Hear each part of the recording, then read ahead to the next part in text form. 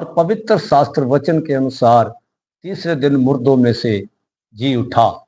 ये प्रभु यीशु मसीह हमारे पापों के कारण मारा गया, यही सच्चाई है। और इसी सत्य को हमने जानना है। इसी सत्य को जब हम जान जाएंगे, उस पर पूर्ण विश्वास करेंगे, तब हमारा क्या होगा? उद्धार हो जाएगा।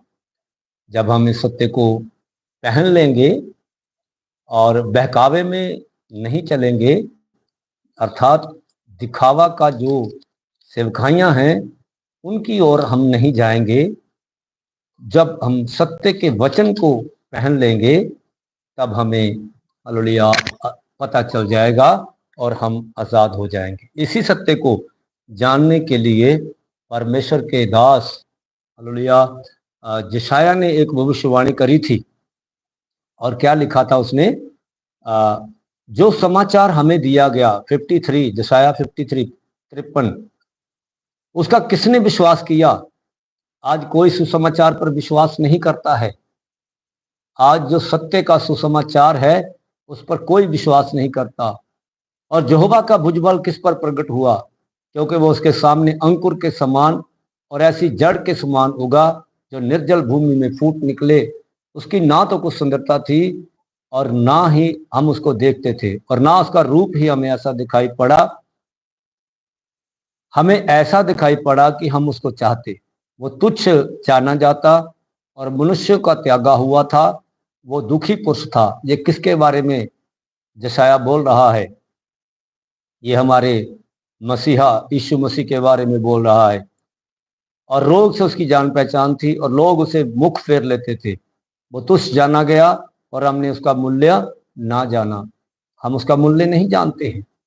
हम जब संसारिक वस्तुओं की डिमांड प्रभु के सामने रखते हैं, तब हम उसको तुच्छ जानते हैं, क्योंकि संसारिक वस्तुओं के द्वारा प्रभु हमारा उद्धार नहीं करते हैं। संसारिक वस्तुओं के द्वारा प्रभु हमें छुटकारा नहीं देते हैं, स्वतंत्र नहीं करते हैं, आजाद नहीं करते हैं, परंतु उसके पुत्र यीशु मसीह के बहुमूल्य लहू के द्वारा, कहता है, निश्चय उसने हमारे रोगों को सह लिया, हमारे ही दुखों को उठा लिया, तो भी हमने उसे हालेलुया परमेश्वर का मारा कूटा और दुर्दशा में पड़ा हुआ समझा। परंतु वो हमारे ही अपराधों के कारण घायल किया गया,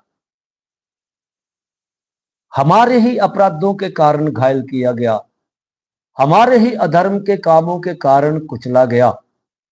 वो हमारे ही हालेलुया हमारी ही शांति के लिए उस पर ताड़ना पड़ी कि उसके कोड़े खाने से हम लोग चंगे हो जाए। हम तो सबके सब भेड़ों के समान भटक गए थे। हम में से हर एक ने अपना अपना मार्ग लिया और यहोवा ने हम सबों के अधर्म का बोझ उसी पर लाद दिया।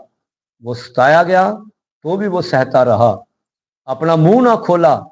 जिस प्रकार भेड़ बध होने के समय और भेड़ी ऊन कतरने के समय चुपचाप शांत रहती है, वैसे ही उसने भी अपना मुंह ना खोला। अत्याचार करके दोष लगा के इस पर ध्यान दिया कि वो जीवितों के बीच में से किसने इस पर ध्यान दिया? जीवितों के में से उठा लिया गया। मेरे ही लोगों के अपराधों के कारण उस पर मार पड़ी और उसकी कब्र भी दुष्टों के संग ठहराई गई। इसीलिए ये भविष्यवाणी उस कर्ता के विषय में, उस उद्धारकर्ता के विषय में भविष्यवाणी जो यशायाह ने 700 साल पहले कर दी थी कि यीशु मसीह के साथ ऐसा होगा। उद्धारकर्ता वही होगा जो अपना लहू बहाएगा, जो कोड़े खाएगा। उद्धारकर्ता आएगा और वो सत्य होगा। और यूहन्ना 14 उसका 6 वचन में साफ साफ लिखा है, यीशु ने कहा, मार्ग सत्य और जीवन मैं ही हूं, बिना मेरे द्वारा कोई पिता के पास नहीं पहुंच सकता। यदि तुमने मुझे जाना होता तो मेरे पिता को भी जानते और अब उसे जानते हो, उसे देखा भी है। यदि हम यीशु मसीह को जान जाएंगे, उसके बारे में जान जाएंगे, वो कौन है, उसने क्या किया, वो कहां से आया, ऐसा यदि हम जान जाएंगे तो हम